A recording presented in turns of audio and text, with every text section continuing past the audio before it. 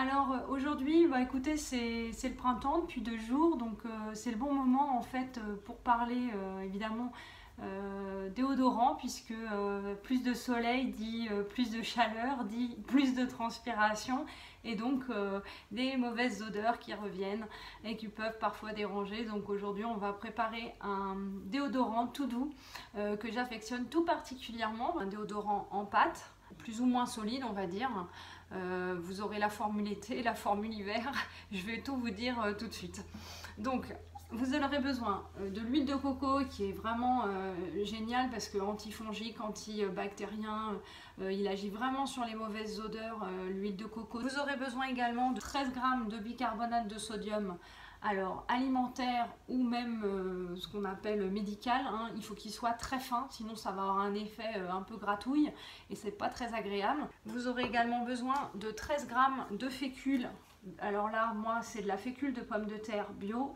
Ensuite, vous aurez besoin d'huile essentielle pour les vertus astringentes et qui limitent les odeurs. Donc là, moi, j'ai choisi du géranium rosa. Là, vous mettrez 8 gouttes. Pour les femmes, plus particulièrement, vous allez pouvoir mettre donc, du géranium, de la palmarosa qui est vraiment spécifique, hein, c'est l'huile essentielle phare pour désodoriser. Vous pouvez mettre de la lavande aussi qui va être très efficace. Alors, si vous voulez faire la version homme, vous mettrez dedans l'amande poivrée. Vous pourrez mettre aussi du cyprès vert, voilà, ou de l'eucalyptus citronné. Donc à vous de voir, vous pouvez essayer des synergies, des mélanges. Ensuite, pour les ustensiles dont vous allez avoir besoin pour la réalisation de cette recette, on va prendre une balance pour peser nos ingrédients. On va avoir besoin d'un bol pour mettre nos produits dedans. Un pot vide de 50 g en verre. Une petite casserole avec de l'eau dedans puisqu'on va faire cuire tout ça au bain-marie. 2 cuillères différentes, une pour doser les poudres et une pour doser l'huile. Et une petite passoire pour tamiser. On va passer à la réalisation de la recette. C'est parti. On va commencer par mettre les corps gras. Donc on a dit 20 g.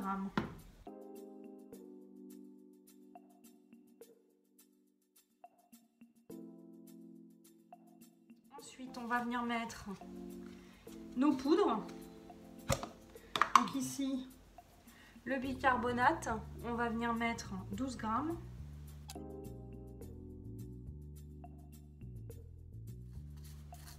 Bien écraser le tout.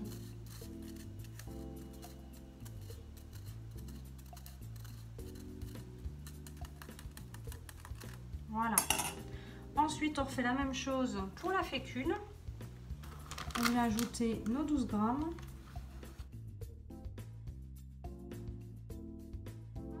On va tamiser. On va faire chauffer notre eau qui se trouve dans la casserole. Je vais mettre le turbo, ça va aller plus vite. Les huiles essentielles, bien sûr, comme toujours, on les incorpore qu'une fois que le produit est plus ou moins refroidi, puisque sinon ça change la qualité biochimique de l'huile essentielle. Donc là, on va venir mettre notre bol sur l'eau qui va faire fondre les produits au bain-marie. Vous pouvez prendre un fouet aussi, un petit fouet comme ceci pour vous aider à mélanger le produit. Donc bien surveiller parce que quand on met un récipient comme ça dans une casserole, eh bien, ça peut vite déborder. Alors on voit que ça commence à fondre. Après ça va aller très très vite. J'entends que ça chauffe, je baisse. Maintenant on va attendre que ça fonde. Et on va utiliser le fouet pour mélanger. Il faut que tout soit bien mélangé.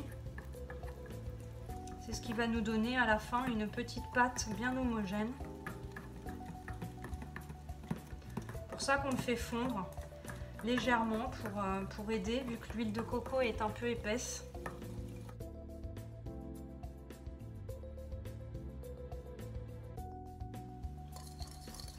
On attend que ça refroidisse un peu. Là, ça a déjà bien refroidi, donc on va incorporer maintenant nos huiles essentielles. 8 gouttes.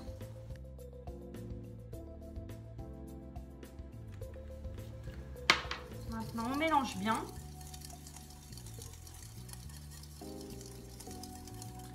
Et on va venir mettre notre produit dans notre petit pot ici. Tant qu'il est encore bien liquide. Hop.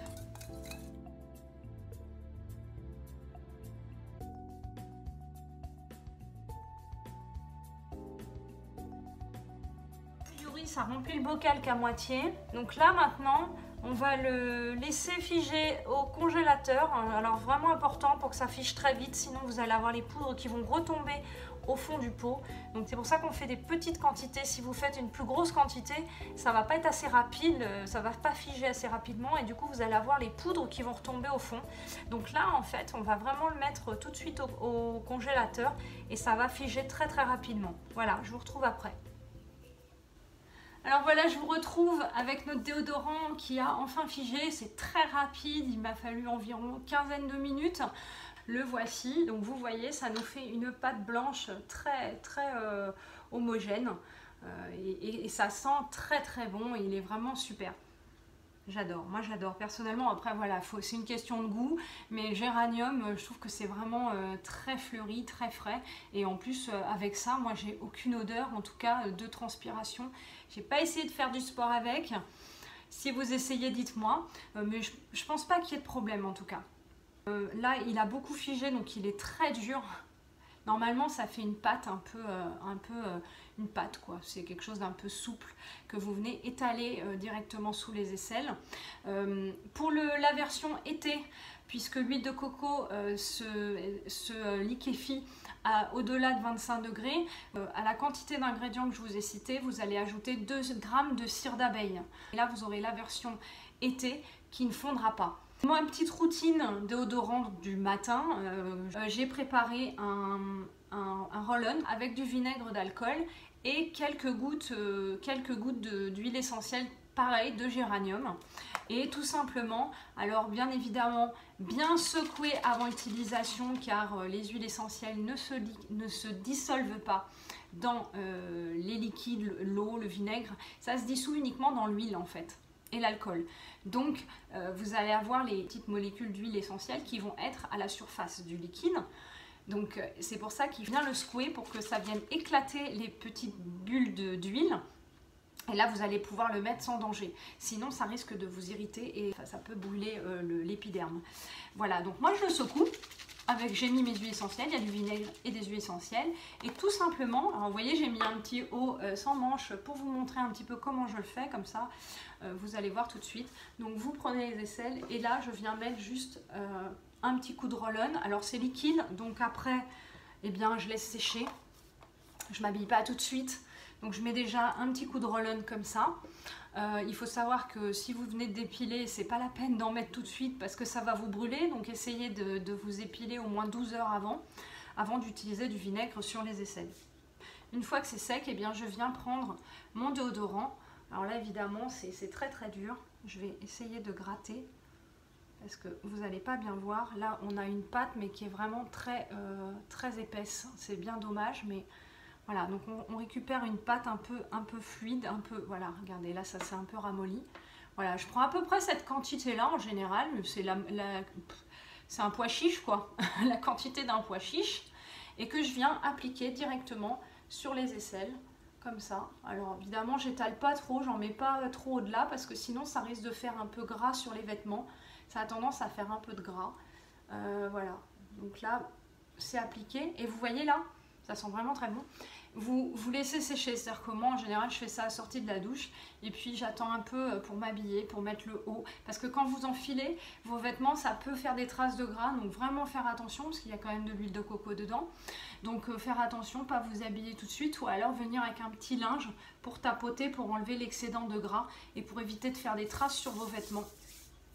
Ça fait pas vraiment de traces, ça peut, si vous par exemple, si vous mettez, vous avez un t-shirt qui est pas très ample et que vous mettez un pull par-dessus et que vous transpirez, c'est possible, c'est fort possible que ça fasse une trace, une petite auréole. Mais bon, voilà, j'ai pas trouvé encore le déodorant parfait qui ne fasse pas de traces. Celui-ci, il peut en faire quand même des légères, je préfère vous le dire. Voilà, bon bah écoutez, sur ce, j'espère que ce déodorant vous plaira, moi je l'adore. Donc voilà, c'est le printemps, il fait beau, il va faire chaud et puis bah, on va pouvoir mettre un déodorant naturel sur nos aisselles et qui sera bon pour nous, bon pour l'environnement. Et ça c'est génial, donc bah n'hésitez pas, mettez-moi vos commentaires en dessous, dites-moi ce que vous utilisez comme déodorant, si vous avez d'autres astuces qui sont encore meilleures que celle-ci. et dites-moi si ça vous plaît, dites-moi tout. Je suis très contente de voir vos commentaires. Voilà, je vous dis à très vite pour d'autres vidéos. À très bientôt. Bye bye.